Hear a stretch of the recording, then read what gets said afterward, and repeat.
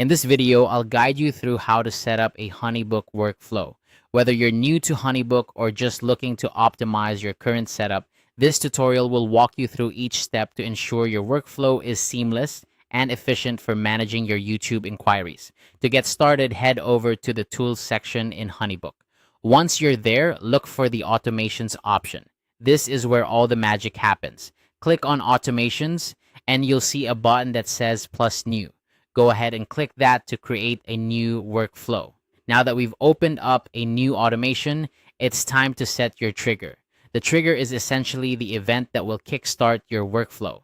Since we're focusing on YouTube inquiries, a great option here is to select Inquiry Form Submitted. This means that whenever someone fills out and submits your inquiry form, your workflow will automatically spring into action. Setting the right trigger is crucial because it ensures that your workflow starts at the right moment without you having to do anything manually. Next, let's dive into adding actions and branching.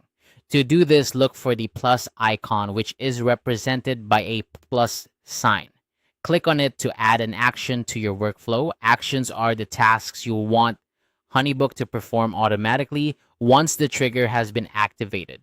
This could include sending a thank you email, setting a reminder for a follow-up, or even scheduling an appointment.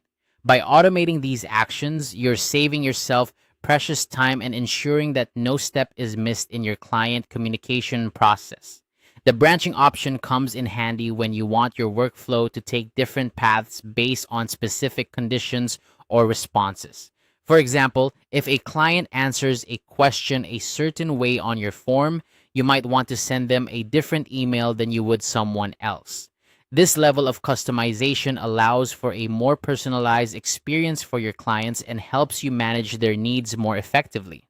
Once you've set up your actions and branching options, take a moment to review everything. Make sure that each action is correctly linked to the trigger and that the branching logic aligns with your intentions. This is a crucial step to ensure that your workflow functions smoothly without any hitches. Finally, after confirming that your setup is correct, activate your workflow. This will put the automation into action so you can sit back and let Honeybook handle those repetitive tasks for you. Activation is straightforward. Just toggle the switch to activate your workflow. And there you have it. By following these steps, you've successfully set up a Honeybook workflow that will streamline your YouTube inquiry process. Remember, the beauty of using Honeybook lies in its ability to automate tasks and reduce your workload, giving you more time to focus on what you do best. This simple guide has shown you how to set up your Honeybook workflow, and now you can enjoy a more organized and efficient way of managing client inquiries. Thank you for watching, and don't forget to subscribe for more helpful tutorials.